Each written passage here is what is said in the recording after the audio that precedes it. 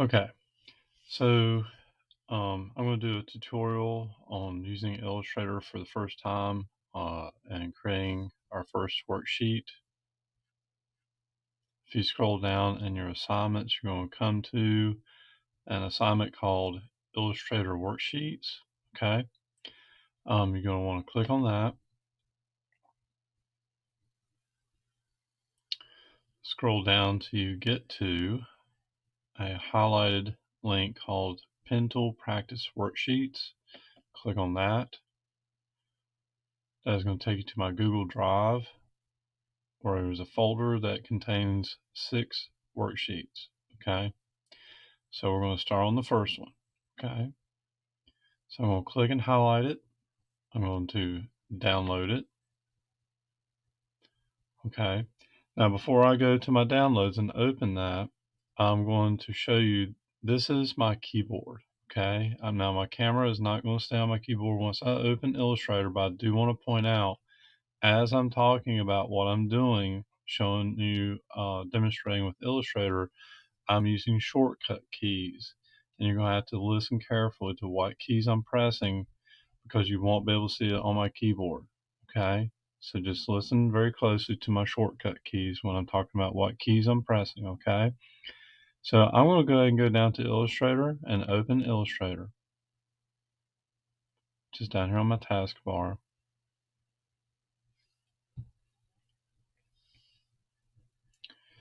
And wait for that to open up.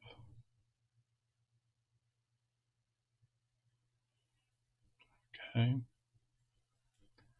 Now that Illustrator is open, I can open that file I downloaded from going to File, go to Open, and I'm going to go to my Downloads, and I'm going to click on my last download, which is this one, which is at the top, and I'm going to open that.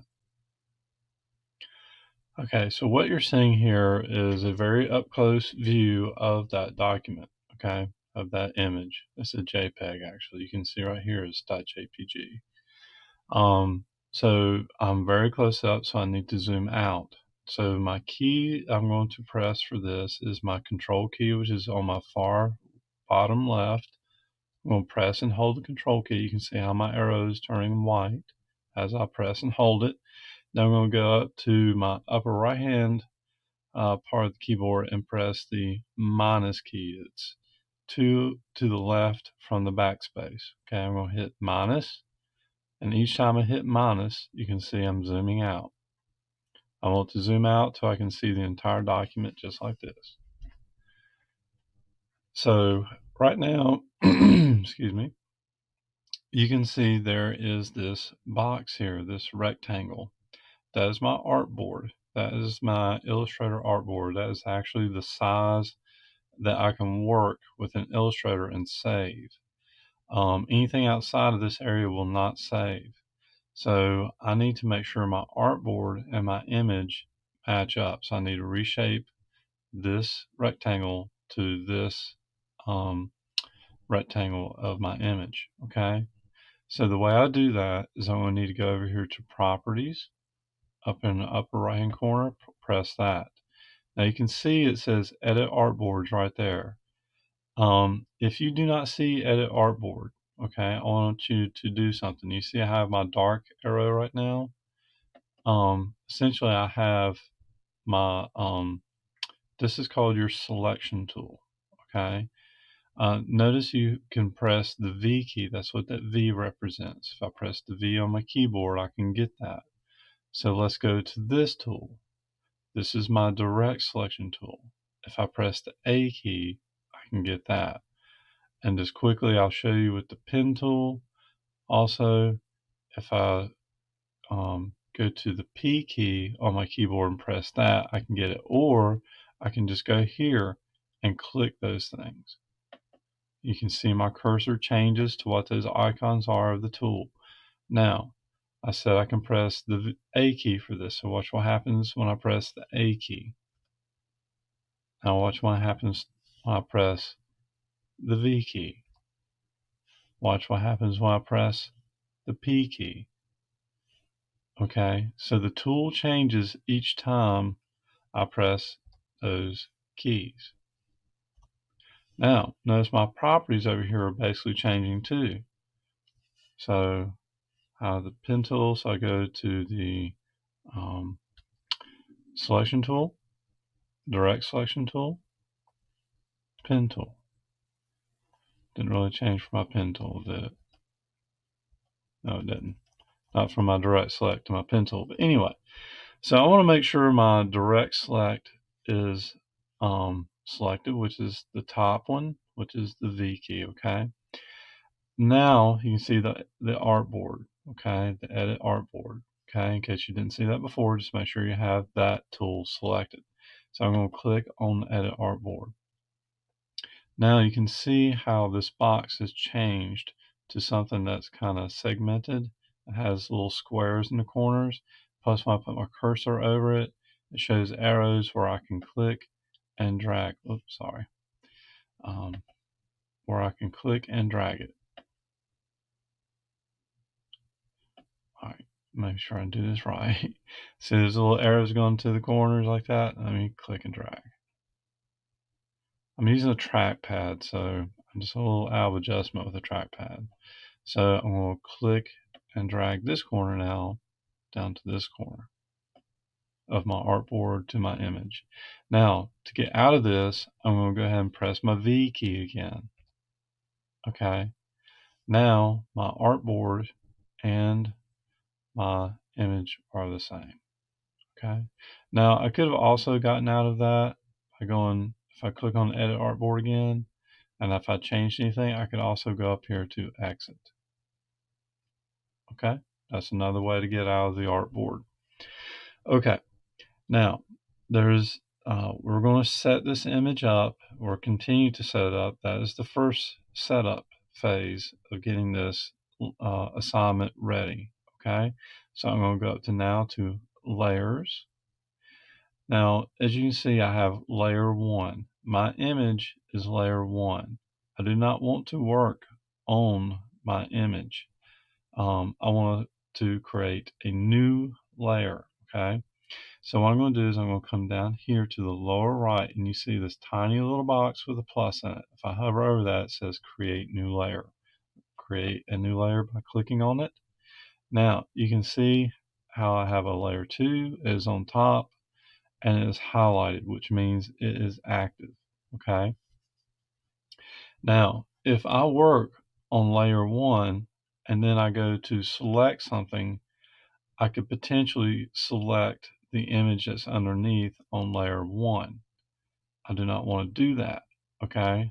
I just want to isolate layer 2. So what I'm going to do is press in this area and lock it by clicking in that area. Notice a lock has now appeared, okay? So I'm going to go back up to here to layer 2 and make sure I'm clicked on it to highlight it and activate it, okay? Now, I'm going to start with the pen tool and start to create this zigzag, and then I'm going to create this arrow, and then I'm going to create this little kind of a wave type thing, okay? Type shape. So here's what I'm going to do. I need to zoom into this area, so I'm going to press and hold Control key, my lower left, go up to my plus key, which is next to my backspace, and press plus until I'm zoomed in what I feel is close enough. Now, I can't see it. I feel like I'm close enough, but what I can do to move that down is I can press and hold the space bar. If you press and hold the space bar, a little hand is going to appear. Now, if I press my mouse, notice how the hand closes. While it's closed, I can drag it down and it will drag the document. I can move it up here without closing it, close it again, and this is a way I can move an image around on the screen, okay? All right, so what I'm going to do now is I'm going to go over here and press the P key and get the pen tool. Now, this is very important. Down here in this lower left, down here, this is your fill, okay? And this is your stroke, okay? Fill and stroke. Whatever is on top is what's active. Notice I can change. I can press the stroke, which is basically a square with a hole in it, and now it is on top. If I go back to the white square, which is the fill, and press it, now it is on top. Whichever one is on top is the one that is essentially active or selected. The next thing I need to point out to you is this little bitty little square underneath the stroke, which has a red diagonal line through it. That is your none. None will put a red line through whatever stroke is on top or the fill, whichever one is active. I can put a none in either or both of those. Okay. To start with, let's just put none in both. Okay. So I'm going to come up to, you can see here, these are numbered. Okay. So we're just going to follow that. Now there's several things that are going to occur while I'm making this path. We're going to create our first path. I'm going to click and just drop an anchor right there. You can see when I get over that, I've created essentially an anchor. Okay. Now, when I come out, you notice the line is connected to it. All right. I'm not holding my mouse or anything. It's just connected. It's just like in the Bezier game, right? So I'm going to come up here. Now, if I want to make sure, now these angles are 45 degrees. I think I showed you in the Bezier game how you can press the shift key. It will snap to either a vertical or it will snap to a diagonal, a 45 diagonal, or it'll snap to a horizontal. Okay, to make sure you get those just right. So I'm going to snap this to 45 to make sure I'm in the right place. Now, if I'm holding shift key, it's going to stay in that position. Now, I can elongate this. I'm just moving my mouse back and forth till I find where I want to place that. And I will place it right there. So I'm not clicking and dragging anything. I just clicked and released. I'm going to come down here, hold shift. Now, I want you to notice something. See that little line that's popping up? That means I'm in alignment with that first anchor point. Now, that would be a good thing, okay, because that should be in alignment. So I'm going to click and place an anchor point there. Come up here, and say that line pops up, lets me know I'm in alignment with it. Hold the shift key, and just continue to do that until I have everything completed. Okay. Now notice I still have a line attached to that, and I'm done with my path. So what do? I can easily get rid of out of the. If I just get out of the pen tool, it will get rid of.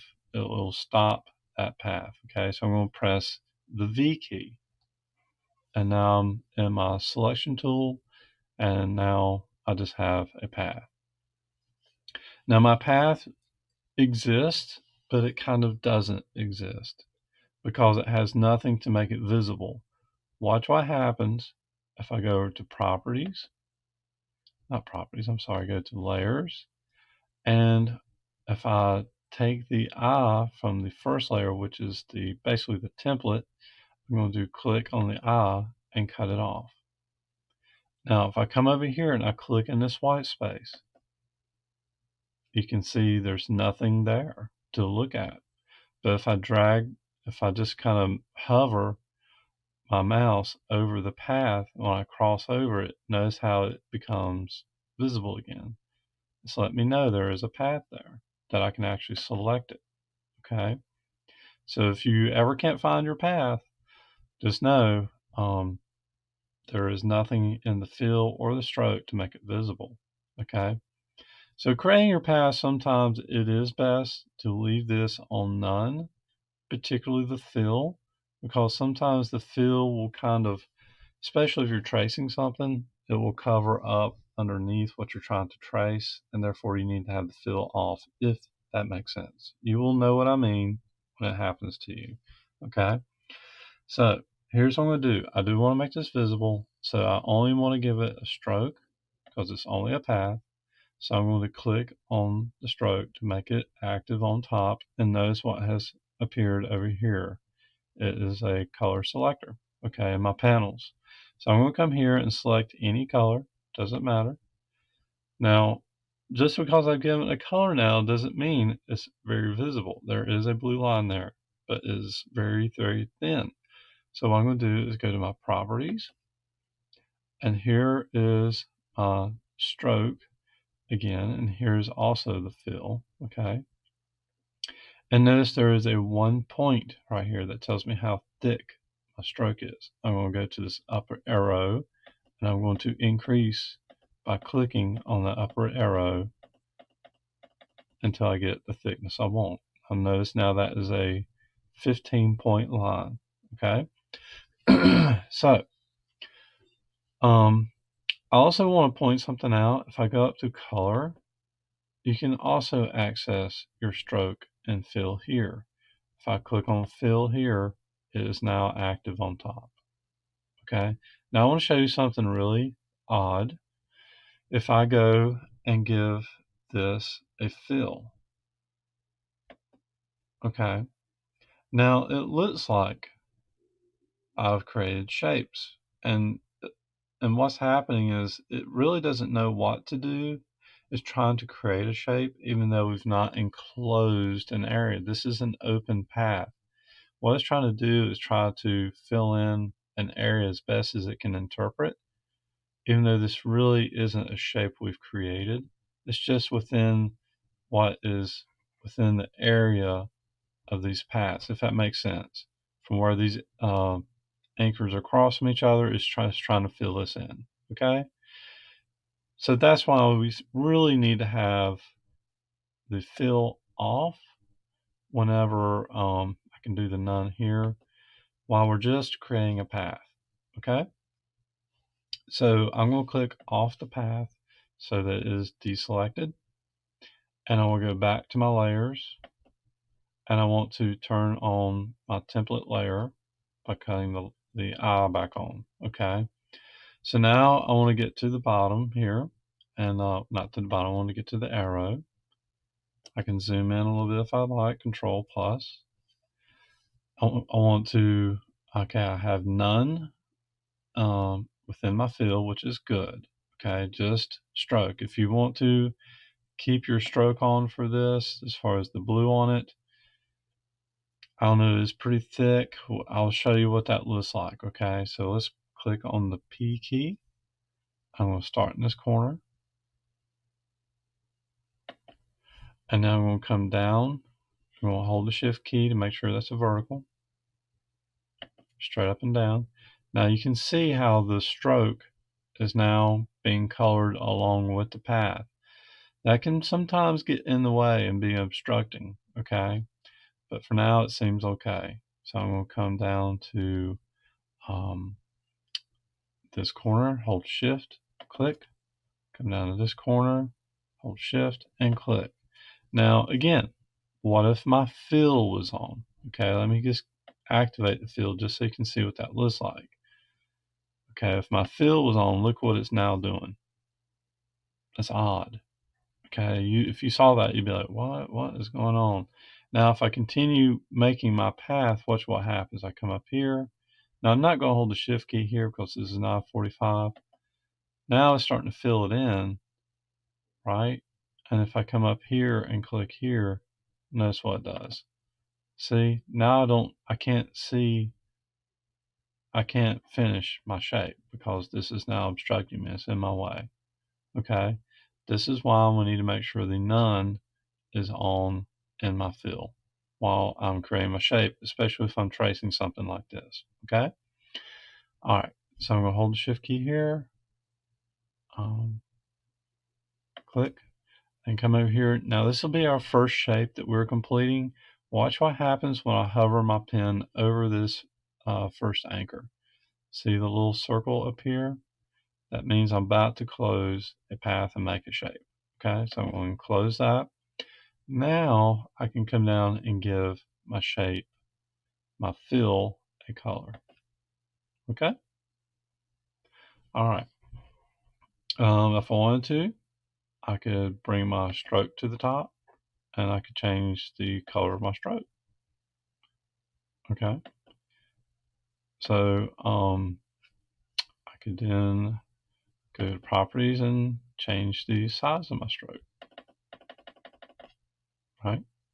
Okay? So we've created our first shape. Congratulations. All right. Now this is still active. I can know that because I can see these little anchor points and the path is visible. So I'm going to click my V key, and now the entire shape is selected. I want to click in the white space, and now everything is deselected, and we're ready to move on to our final shape. So now I'm taking my trackpad and I'm just dragging 2 fingers on my trackpad. I don't know if your mouse would allow you to do something like that with the scroll button. Or you could use the hand tool again to move this around to get to where this is positioned where you want it. Again, we want to make sure the fill is off. We'll go ahead and keep the green stroke for now. Press the P key, come over, start our path. Now we're about to make our first curve. If you remember the Bezier game, you always want to put your anchor points at the highest point of the curve or the lowest point of the curve. This is not the lowest point of the curve. This is the lowest point of the curve. This is not the highest point of the curve. This is the highest point of the curve. Okay, so we will place our anchor points what we believe to be the highest and lowest point of curves, or to the outer right or left. Okay, so here is where you're going to have to really listen. I'm going to click and hold. Okay, so with your mouse, you're going to press your button. I believe it's the right click, and then you're going to click and then drag to your right. Now, as I'm dragging to the right, I'm drawing what's on the left, if that makes sense. You see that curve right there? I'm trying to talk about this curve, okay? I can't draw that curve that way, okay? So, okay, I have my first instance where I want to undo something. I probably should have told you this from the beginning, that Control Z is undo, okay? Control Z. Anytime you need to back up, Control Z. So I'm going to click, oops, click the wrong place on my pad again. Go away. Control Z. Okay, I'm messing up here. Okay, click, drag, draw that curve. Now we come down to the low point. Click, drag. I'm drawing the curve to my left. It may not be perfect. I'm going to draw it as best I can to what I have next to my anchor point. Now I'm going to release that. And then I'm going to come back. Well, not back. I'm going to go to the next corner, which is here. Click. All I did was click. I'm not trying to draw a curve. Just clicking will create just corners, okay, as we've been doing. Clicking and dragging are going to make the curves. Now we can go back and adjust these, but just let me complete my path. Click and drag. And now I'm going to come down and complete my path where the little circle appears and just click, okay? All right, so I've completed my path. Now, my handles, I can go back and adjust these. This did not do well. I did not get on my shape very well right there.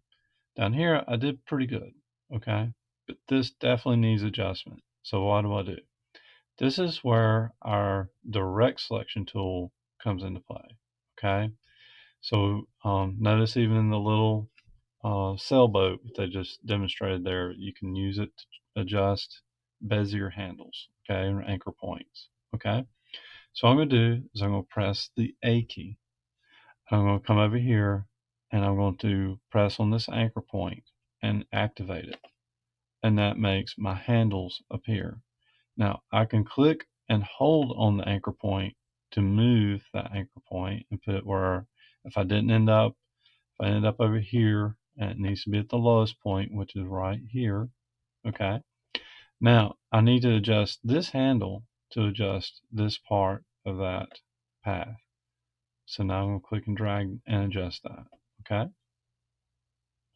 Now I'm going to come down here. I feel like I might get done a little better. I'm going to zoom in, Control plus. Whoops, that went in pretty close. I'm going to actually let me get rid of my stroke, and that's going to make,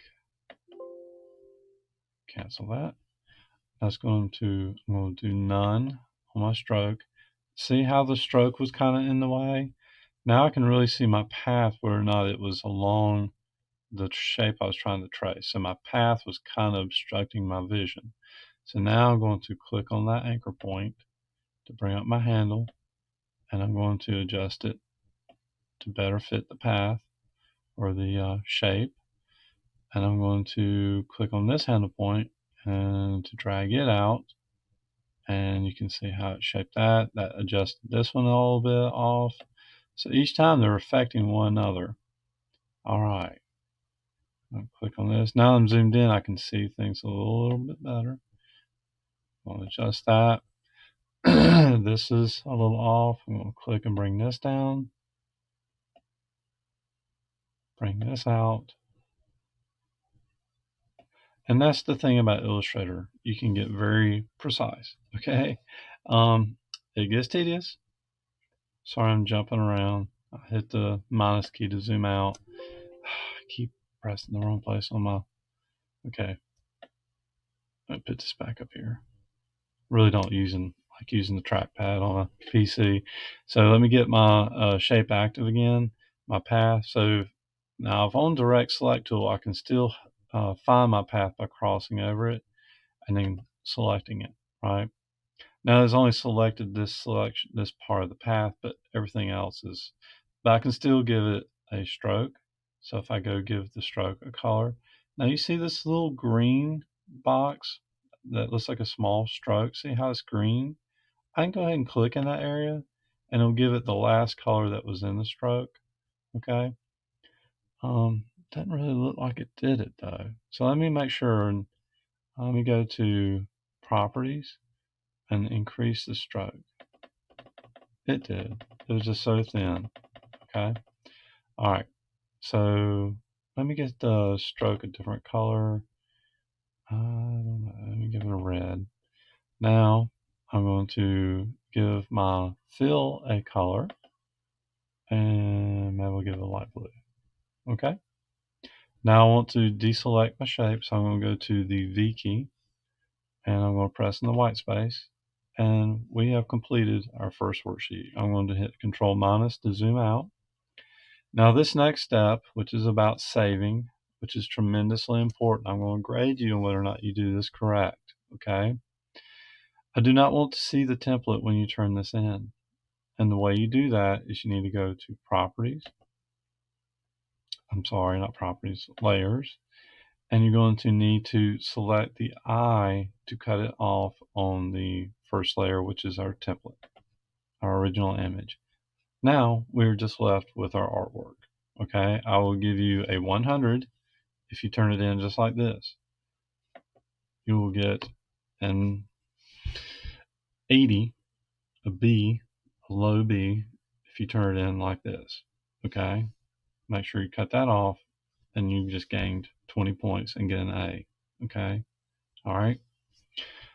So make sure you do that. Now we have to save it. We're going to File. We will go to Export. We will go to Export As. Now notice it defaults as a Save As type as a JPEG. Okay, that is important. We can only upload JPEGs to Canvas, right?